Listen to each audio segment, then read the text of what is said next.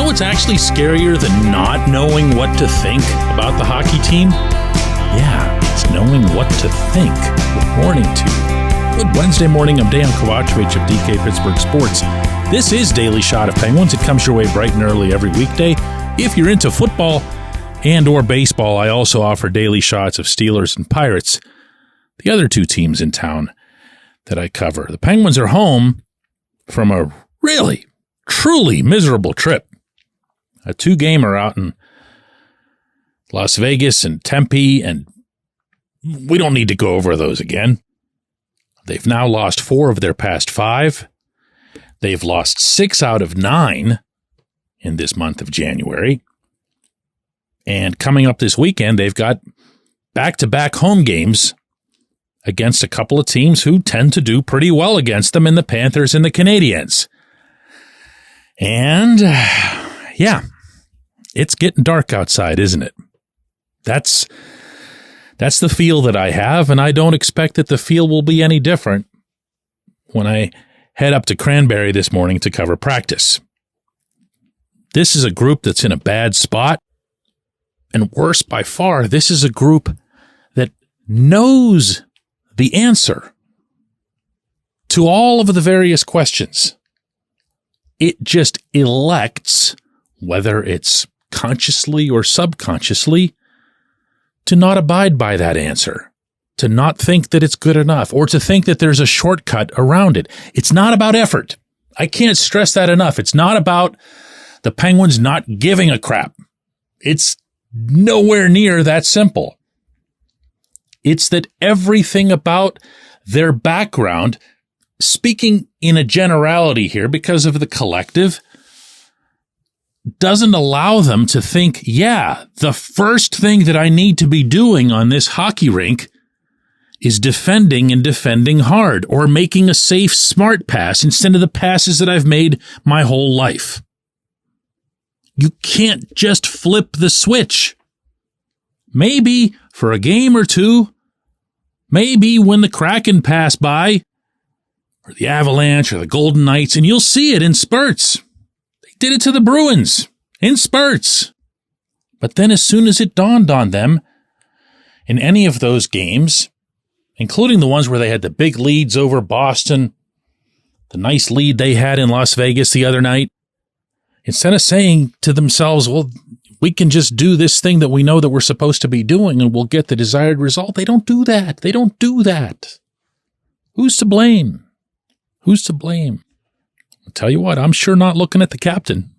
You can say whatever you want about Sidney Crosby being less than vocal as a leader, and Sid is not exactly the type to stir things up. That's not just to what you see. That's behind the scenes as well.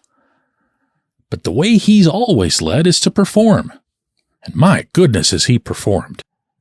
Evgeny Malkin's an easy target right now, but there's a reason he's an easy target. He's been lousy. And on top of that, he hasn't been particularly accountable. Chris Letang, another easy target. These are, by and large, the leadership guys. Mike Sullivan, easy target, fair target.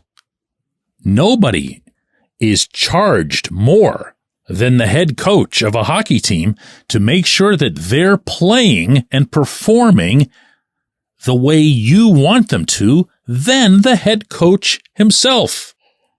If all concerned can agree that this team can only contend by defending first and foremost, and one would think they all agree on that, at least vocally, then this is a poor reflection on the head coach too. What do you change? Who do you change? Kyle Dubas isn't firing Sullivan. I mean, we can squawk about it, meaning people in Pittsburgh or people who follow the team. That's fair game. Dubas isn't firing Sullivan. That's not going to happen. So what do you change? Do you send somebody significant out? Do you have a Jim Rutherford-style shake-up trade? Remember, like the Carl Hagelin one? I'll show these guys. I'll send one of their very favorite people all the way to the other side of the country for no real reason. But if you do, who would it be? Jake Gensel? Really? You're going to say that you're doing everything in your power to give Sid another chance at a Stanley Cup, but you're going to trade the best left winger he's ever had in his prime when they're at peak compatibility. No. You want to move Erik Karlsson out and just say, hey, we tried this, it didn't work? Okay. Are you aware of what a headache that was for the Sharks and why? About the no movement clause, about how he basically holds all of the cards? And the same goes for Gino, and the same goes for a bunch of guys on this roster. That's not Dubas' fault, that's Ron Hextall's fault. But it still exists. It's still there. And what are you left with? What are you left with? I have a feeling, don't ask me why, because there's nothing really substantive behind it, that you're going to see a couple of moves made. Just, Valtteri Puustinen down, Ryan Shea up or down. I don't even know which one he is right now. That kind of stuff, just to make everybody a little uneasy. Ooh, who went down? Who came up? But that's largely because that's all that's available. My solution, not that anybody would ask, and not even that I'd necessarily be right, would be to just buckle down. I don't see another way. I really don't. I could see Sullivan spending the better part of the next 72 hours impressing, or at least attempting to impress upon his players that, hey, if you don't win, not one, but both of these games heading into this bye week, followed by the All-Star break, it's 9 full days off, then you can just kiss all of this goodbye, including the sanctity of the core and how these players will always be here together, and even, get goofy about it. Point out that Gino's going to put up his 1,000th point in another uniform in another city. It's a desperate time. It calls for that sort of thing. That's not really in Sullivan's DNA, but then neither is failure of this scope. He's going to have to pull out everything he's got here. When we come back, J1Q.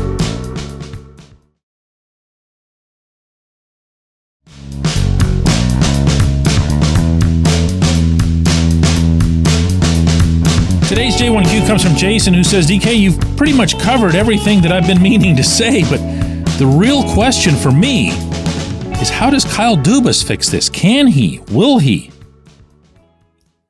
I'll say it again. What would you have him do? What are the moves that anyone would perceive that are available to him that'd work within this broader context of trying to win while Sid is here? The only one that's sitting there on the table is Jake Gensel. And how? Why?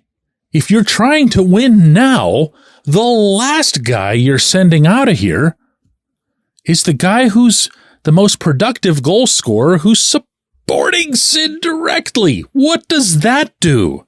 Even if you were to achieve an overpay on the other end, even if you were to engineer one of those trades where you just get a lot younger and a lot faster and whatever other pipe dreams anybody has about the kind of return that would come for Jake, how does that dovetail with let's win another one with Sid?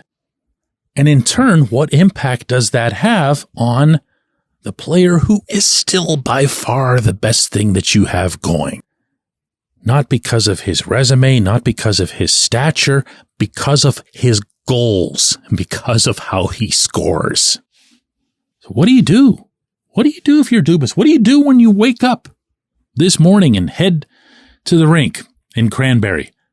What's going through your head? What can you pull off? You can bring up this guy or that guy, as I mentioned in the opening segment, from Wilkes-Barre.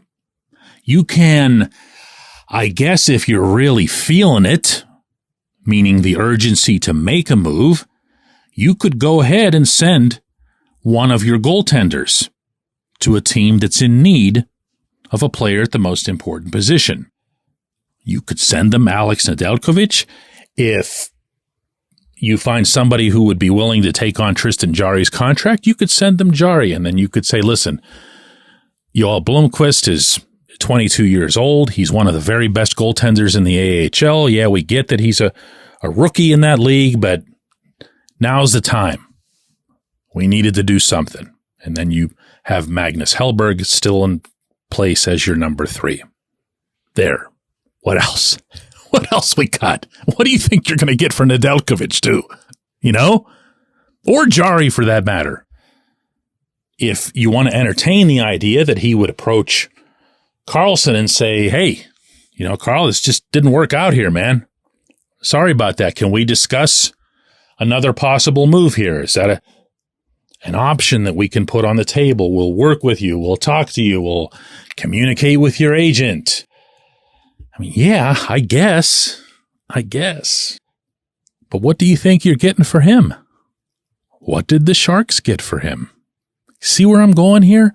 Every which way you turn, you run into a cement wall, except for one, and that's to just swallow some pride and play hockey with at least a semblance of humility and understanding of what the current situation is.